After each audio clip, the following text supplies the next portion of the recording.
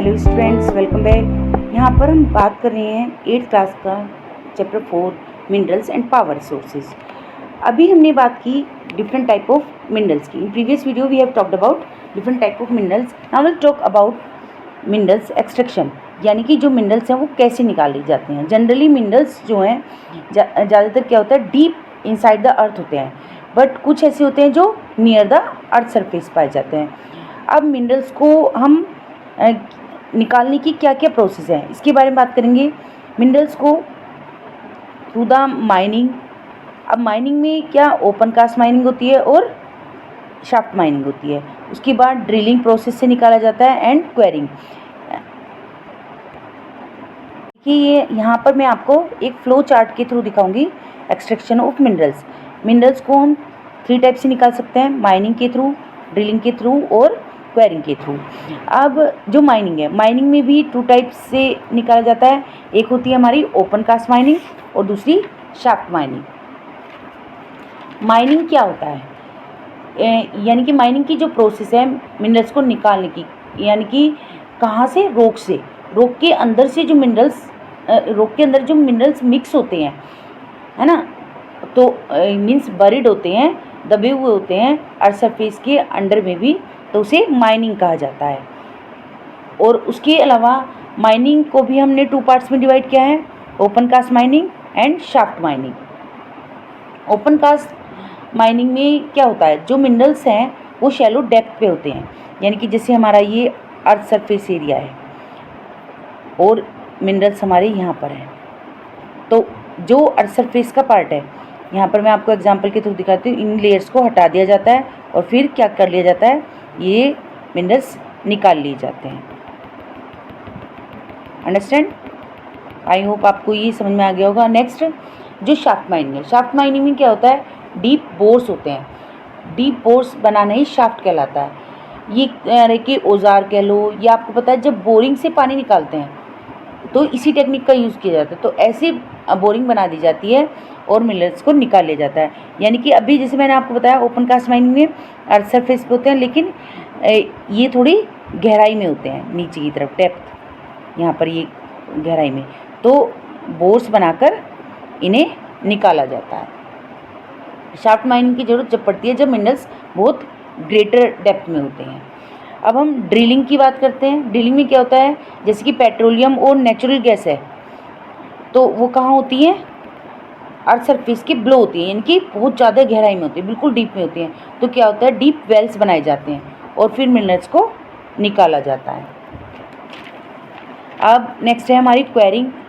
Quarrying की बात करते हैं। क्वेरिंग में जो मिनरल्स हैं बिल्कुल सरफेस पर होते हैं, तो बिल्कुल सरफेस के पास जो मिनरल्स होते हैं सिंपली उन्हें हल्का सा ढक किया जाता है और निकाल लिया जाता है। आई होप आपको समझ में आ गया होगा, लेकिन मैं आपको फिर भी एक डायग्राम के थ्रू दिखाती हूँ। यानी कि जो ये अर्थ सरफेस एरिया है, तो यहाँ पर सबसे पहले क्वेरिंग, यानी कि ये लेयर हटाई, निकाल लिया। उसके बाद जो माइनिंग है, माइनिंग प्रोसेस में थोड़ा शैलो डेप्थ पे होते हैं। उसके बाद ये लेयर्स रिमूव की जाती हैं, ये ऊपर की लेयर्स रिमूव की गई और यहाँ पर ये मिनरल्स हैं और इन्हें एक्सट्रैक्ट कर लिया जाता है ना। ओपन कास्ट माइनिंग में ये हो गया। और जो शाफ्ट माइनिंग है उसमें थोड़ा डीप में मिनरल्स होते हैं, तो उसके बाद इन्हें निकाला जाता है। मे बी आपको ये सारे प्रोसेस समझ में आ गए, इसमें आपको कंफ्यूज होने की नीड नहीं है। If you have any query then you can write in comment section. Now will talk about distribution of minerals. अब हम देखते हैं मिनरल्स कहाँ कहाँ पाए जाते हैं, यानी कि जैसे कि डिफरेंट डिफरेंट कॉन्टिनेंट्स हैं, तो सभी प्लेसेस पे डिफरेंट डिफरेंट क्वांटिटी में मिनरल्स पाए जाते हैं। As you know we have 7 continents. तो अब हम इसके बारे में बात करेंगे। जो हमारे मिनरल्स हैं ज़्यादातर इग्नियस, मेटामॉर्फिक और सेडिमेंट्री रॉक्स में पाए जाते हैं। अब इग्नियस रॉक्स और मेटामॉर्फिक रॉक्स के बारे में हमने 7th क्लास में पढ़ा था कि इनकी फॉर्मेशन कैसी होती है। मैं आपको यहाँ एग्जाम्पल के थ्रू बता देती हूँ कि जैसे ये रॉक्स हैं और जो अंदर से मैग्मा निकलता है, इरेप्शन जो होता है, ये होता है इग्नियस रॉक्स। और जब ये इंटेंसिव हीट्स और प्रेशर से ये यहाँ पर जम जाता है तो ये बन जाती है मेटामॉर्फिक रॉक।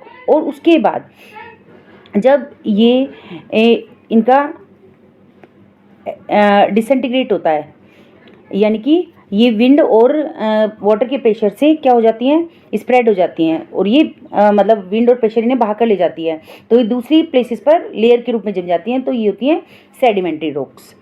आई होप आपको ये समझ में आ गया होगा।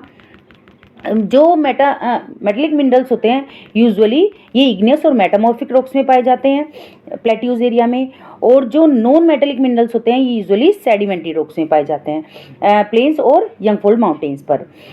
हमारा जो अर्थ सरफेस है हाईली अनइवन डिस्ट्रीब्यूशन है मिनरल्स का यहाँ पर, और जो मिनरल्स एक्सट्रैक्शन की प्रोसेस है ये काफ़ी क्या है, बहुत एक्सपेंसिव प्रोसेस होती है।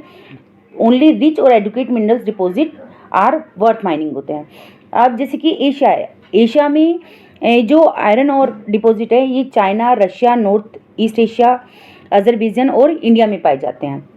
यदि हम यूरोप की बात करते हैं तो यूरोप में भी मतलब इंडस्ट्रियल रेवोल्यूशन के कारण इसका मेन रीज़न ये है, यहाँ पर मिनरल्स की काफ़ी अवेलेबिलिटी है, क्योंकि जो यूरोप है ये आयरन ओर का एक लीडिंग प्रोड्यूसर है। Next Africa, Africa largest producer है डायमंड, गोल्ड, कोबाल्ट, क्रोमियम और प्लेटिनम का। इसके अलावा अगर जो हम नॉर्थ अमेरिका की बात करते हैं तो नॉर्थ अमेरिका 3 रीजन्स में डिवाइडेड है। जैसे कनेडियन शील्ड है, यहाँ पर आयरन और निकल, गोल्ड और यूरेनियम पाया जाता है।